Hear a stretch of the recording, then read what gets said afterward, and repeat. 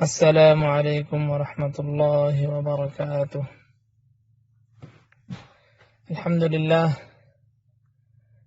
لله الذي جعل ذكره ميسورا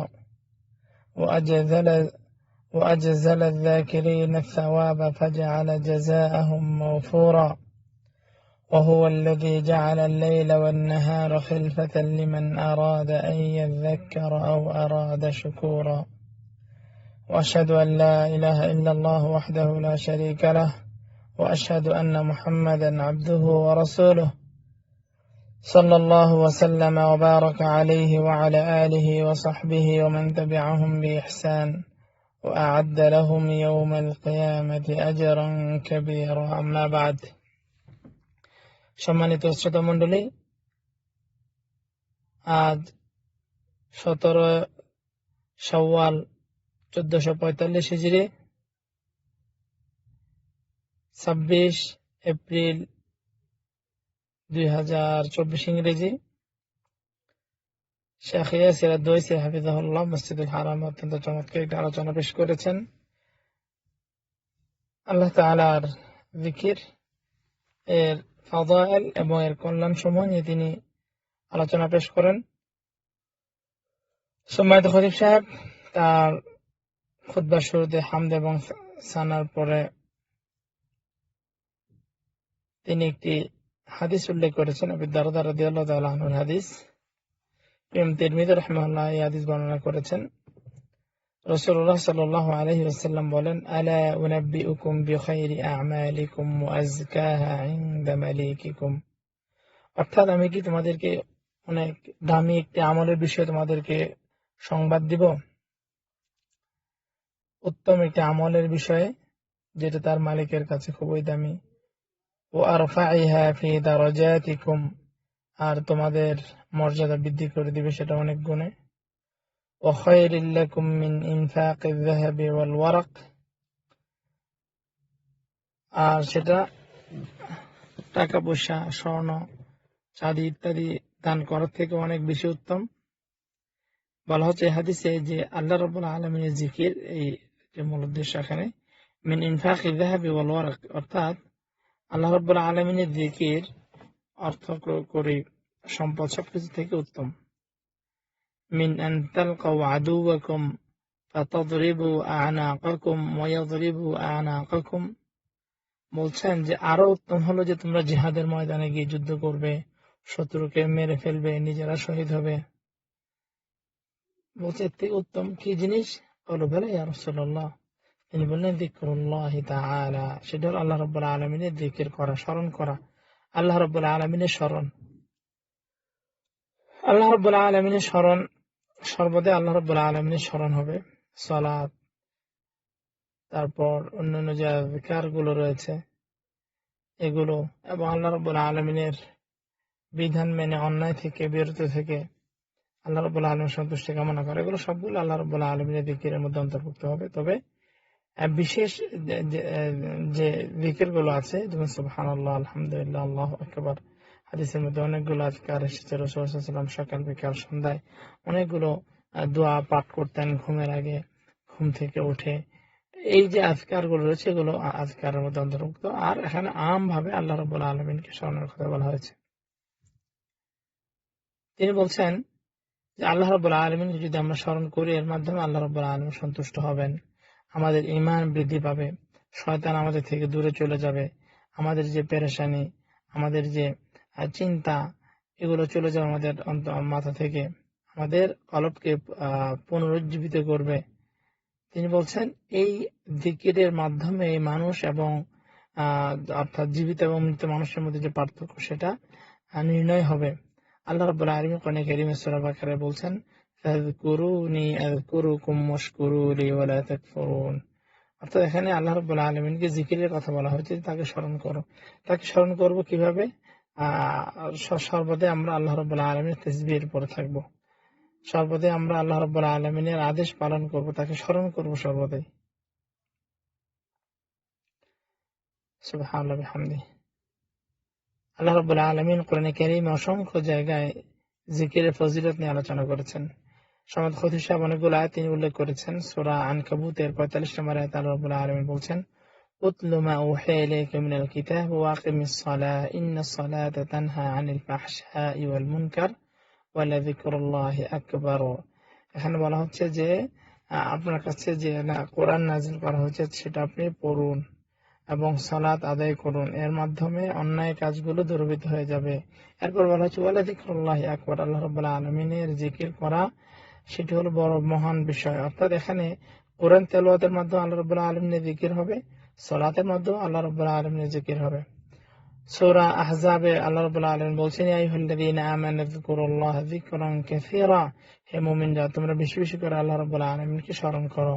ওয়াসাব্বিহুহু বুকরাতাও ওয়া আসীলা, সকাল সন্ধ্যায় আল্লাহ রাব্বুল আলামিনের তাসবিহ পাঠ করো। তাহলে এখানে আমরা আয়াত দেখতে পাচ্ছি যে আল্লাহ রাব্বুল আলামিনের তাসবিহ পাঠ করা, সুবহানাল্লাহ, আলহামদুলিল্লাহ, আল্লাহ রাব্বুল আলামিনের বরত্ব, মহত্ব, তার পবিত্রতা ঘোষণা করে, এগুলো জিকিরের মধ্যে অন্তর্ভুক্ত।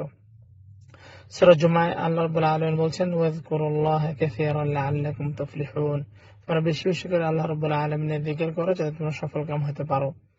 সূরা নূরের 37 নম্বর আয়াতে আল্লাহ রাব্বুল আলামিন বলছেন, রিজালুল লা তুলহিহিম তিজারাতু ওয়ালা বাইউন আন যিকরিল্লাহি ওয়া ইকামিস সালাতি ওয়া ইতাইজ যাকাত ইয়াখাফুনা ইয়াওমান তাতাকাল্লাবু ফীহিল কুলুব ওয়াল আবসার, যে এমন কিছু ব্যক্তি রয়েছে যে আল্লাহ রাব্বুল আলামিনের স্মরণ থেকে তাদেরকে গাফিল করতে পারে না, সুবহানাল্লাহ, ব্যবসা বাণিজ্য এবং আল্লাহ রাব্বুল আলামিনের জিকির থেকে।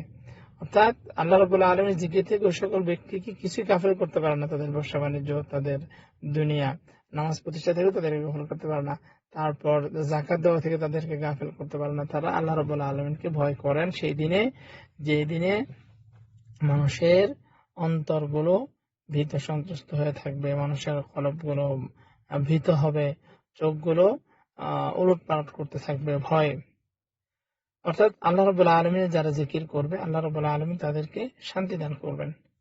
সূরা মুনাফিকুন আল্লাহ রাব্বুল আলামিন বলছেন, ইয়া আইয়ুহাল্লাযীনা আমানু লা তুলহিকুম আমওয়ালুকুম ওয়ালা আওলাদুকুম আন যিকরিল্লাহ, যে তোমাদের সম্পদ, তোমাদের সন্তান, অর্থাৎ এই দুনিয়া যেন তোমাদেরকে আল্লাহ রাব্বুল আলামিনের জিকির থেকে গাফিল করে না ফেলে। ওয়া মান ইয়াফআল যালিক, আর যাকে গাফিল করে ফেলবে, ফাউলাইকা হুমুল খাসিরুন, সে হবে ক্ষতিগ্রস্ত। তাহলে আল্লাহ রাব্বুল আলামিনের স্মরণ সর্বদা আমাদেরকে করতে হবে। দুনিয়া, পরিবার, এসব বিষয় যেন আমাদেরকে আল্লাহ রাব্বুল আলামিনের স্মরণ থেকে আমাদেরকে দূরে সরে না রাখে। সূরা তাহা আল্লাহ রাব্বুল আলামিন বলছেন, ওয়া আকিমিস সালাতা লিযিকরি, তোমরা আমার স্মরণে সালাত আদায় করো।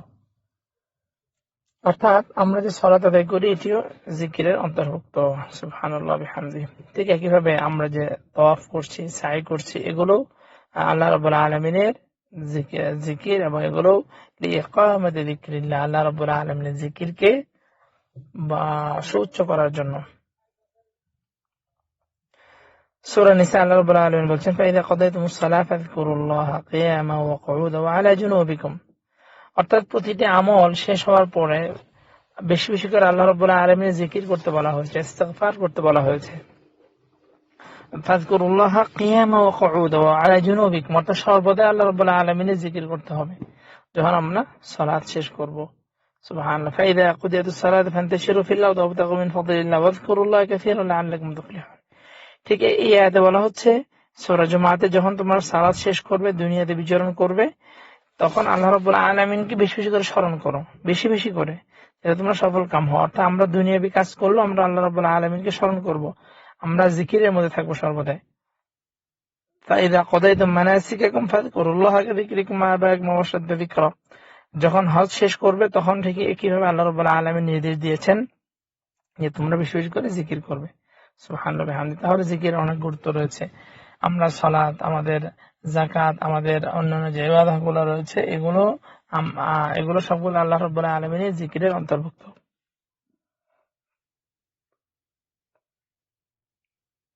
সৈয়দ খতিব সাহেব বলছেন যে এই জিকিরের মাধ্যমে আমরা আমাদের কলবকে জীবিত করব।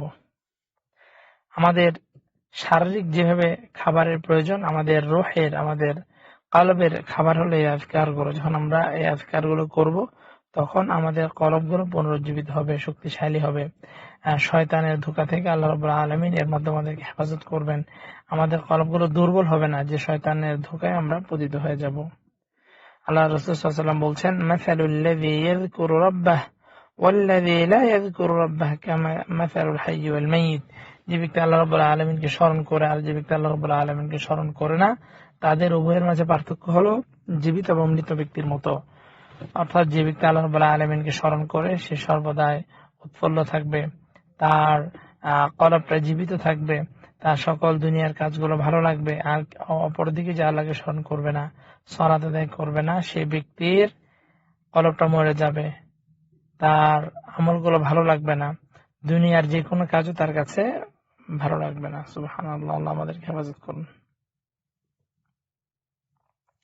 এরপর তিনি বলছেন সৈয়দ খতিব সাহেব যে আল্লাহ রাব্বুল আলামিনের জিকিরের মাধ্যমে আমরা আল্লাহ রাব্বুল আলামিনের নৈকট্য অর্জন করতে পারবো।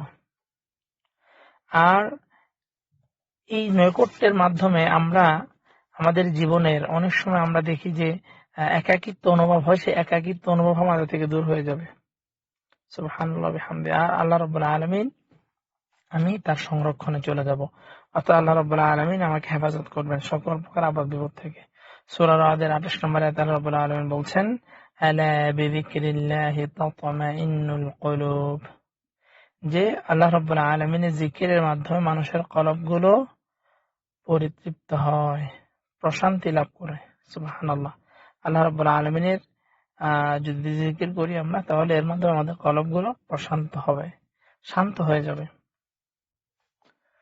হাদিসের মধ্যে এসেছে, আবু হুরায়রা রাদিয়াল্লাহু তাআলা আনহু বলছেন, রাসূলুল্লাহ সাল্লাল্লাহু আলাইহি ওয়াসাল্লাম বলেছেন, যারা জিকির করবে তাদের একটি অন্যতম ফজিলা হলো যে ফেরেশতারা তাদেরকে তাদের পাখা দিয়ে আবদ্ধ করে রাখবেন, তাদের নিরাপত্তা দান করবেন, তাদের সম্মানার্থে ফেরেশতারা থাকবেন সেখানে। আল্লাহ রাসূল সাল্লাল্লাহু আলাইহি ওয়াসাল্লাম বলছেন, লা ইয়াকউদু কওমুন ইয়াযকুরুনাল্লাহ, যখন কোন কওম, কোন জাতি, কোন ব্যক্তি আল্লাহ রাব্বুল আলামিনের স্মরণ করবে, ইল্লা হাফাতহুমুল মালায়েকা, এখানে ইসলামিক আলোচনা, যে সকল আলোচনা হয় সেগুলো সবগুলোই এই যিকিরের মাজলিসের অন্তর্ভুক্ত। ওয়াগাশিয়াতহুমুর রাহমাহ ওয়া নাযালাত আলাইহিমুস সাকিনা ওয়া যাকারাহুমুল্লাহু ফি মান ইনদা, আল্লাহ রাব্বুল আলামিন তাদের উপরে শান্তি বর্ষণ করবেন, তাদের রহমত দ্বারা তাদেরকে বেষ্টন করে রাখবেন, এবং আল্লাহ রাব্বুল আলামিন ওই সকল ব্যক্তিদেরকে নিয়ে আলোচনা করবেন যে অমুক অমুক ব্যক্তি অমুক মাজলিসে আছে, সেই মাজলিসটা হলো আল্লাহ রাব্বুল আলামিনের স্মরণের, আল্লাহ রাব্বুল আলামিনের জিকিরের। সুবহানাল্লাহ বিহামদি।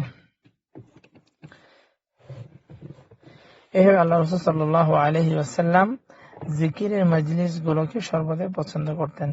সুবহানাল্লাহ বিহামদি। যে ইলমের যে মাজলিস গুলো রয়েছে, ইলম, সেই ইলমের মাজলিস গুলো জিকিরের মাজলিস। আল্লাহ রাব্বুল আলামিনের কাছে আমরা তৌফিক কামনা করি, তিনি যেন আমাদেরকে বিশেষ করে জিকির করার তৌফিক দান করেন, আল্লাহ রাব্বুল আলামিনকে স্মরণ করার তৌফিক দান করেন। আবু হুরায়রা রাদিয়াল্লাহু তাআলা আনহু থেকে একটি হাদিস বর্ণিত হচ্ছে, রাসূলুল্লাহ সাল্লাল্লাহু আলাইহি ওয়াসাল্লাম বলেছেন, যে ব্যক্তি এই দোয়া বেশি বেশি করে পাঠ করবে, আল্লাহ রাব্বুল আলামিন তার গুনাহগুলো ক্ষমা করে দিবেন।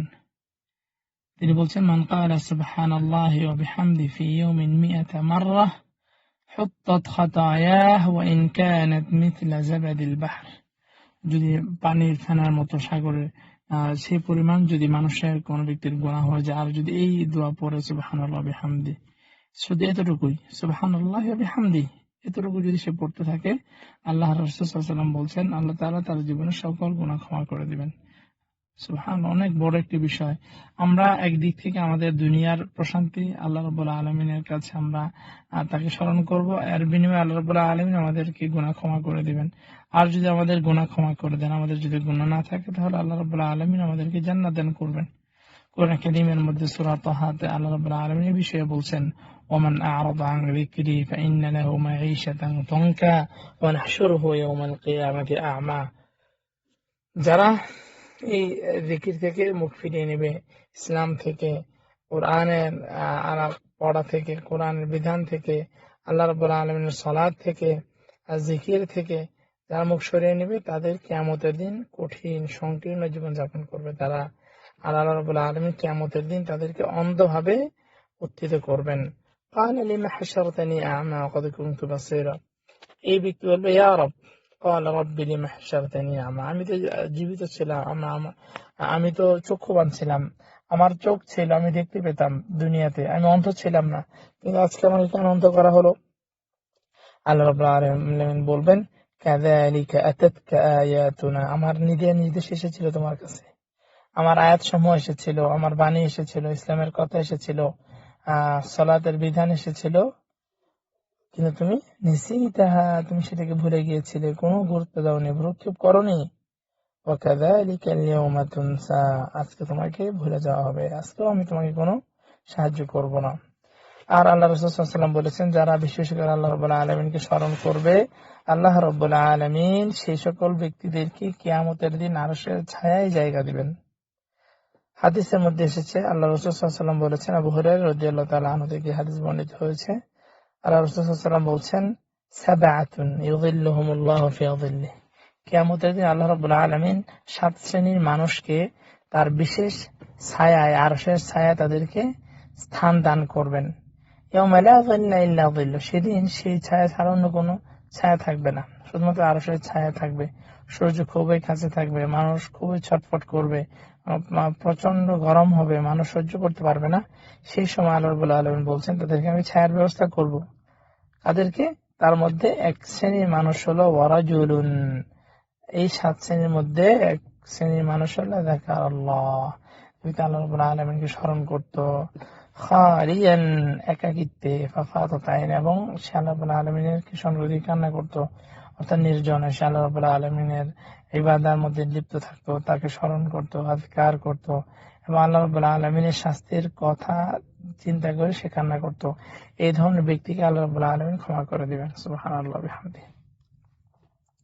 সম্মানিত শ্রোতা মণ্ডলী, আল্লাহ রাসূল সাল্লাল্লাহু আলাইহি ওয়াসাল্লাম আমাদের কাছে যে হাদিসগুলো আমরা শুনতে পেয়েছি এখন সময় খতিব সাহেব থেকে, রাসূলুল্লাহ সাল্লাল্লাহু আলাইহি ওয়াসাল্লাম আমাদেরকে বলেছেন, যদি আমরা জিকির করি তাহলে আমাদের কলবগুলোকে আল্লাহ রাব্বুল আলামিন জীবিত করবেন, আমাদের কলবগুলো সুন্দর থাকবে, আমরা শারীরিকভাবে এবং মানসিকভাবে সুখী হব এই দুনিয়াতে।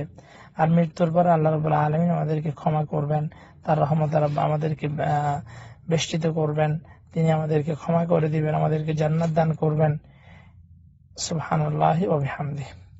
আমরা আল্লাহ রাব্বুল আলামিনের কাছে কামনা করি, আল্লাহ রাব্বুল আলামিন যেন সর্বদা আমাদেরকে তার স্মরণ করার তৌফিক দান করেন, তার আদেশ যেন পালন করার তৌফিক দান করেন, তিনি যা নিষেধ করেছেন তা থেকে যেন আমরা বিরত থাকতে পারি, আল্লাহ রাব্বুল আলামিন যেন আমাদেরকে তৌফিক দান করেন। আল্লাহুম্মা আমিন।